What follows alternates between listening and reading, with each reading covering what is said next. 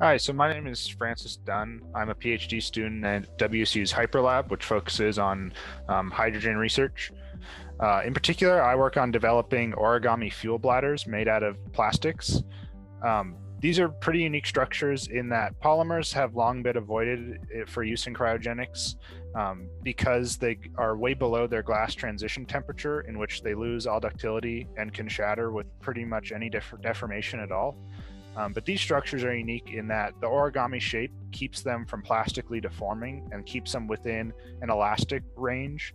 And so you can cycle the bladders repeatedly. We've had bladders survive up to 2,000 cycles even without shattering. The main motivation behind this project is just how do you find the best way to manage fuel in a microgravity environment? And that's a big challenge because in microgravity, the fuel in a fuel tank it doesn't head towards the exit naturally like it does on Earth. And so to combat this, currently they use surface tension usually to draw fluids out of the tank. But this is a big issue because cryogenic fuels have very low surface tension. So you can achieve very high fuel expulsion rates using surface tension techniques.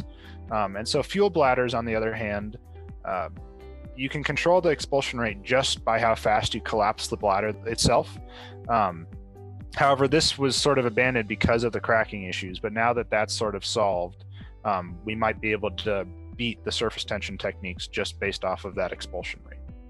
The main issue with this project was just figuring out how to make origami bladders that are fully enclosed. And so we ended up using a method called thermoforming, which involves heating a plastic sheet and then pressing it on top of a mold and pulling vacuum so that that plastic gets sucked into all the crevices of the mold itself.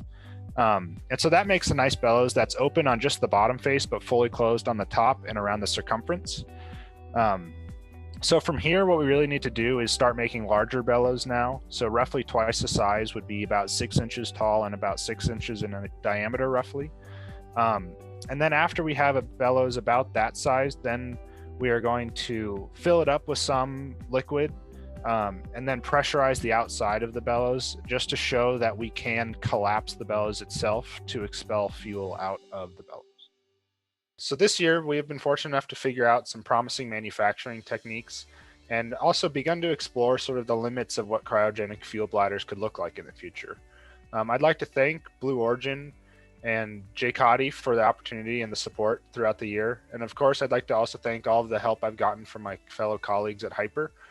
We really hope that we can continue our collaboration into the following years.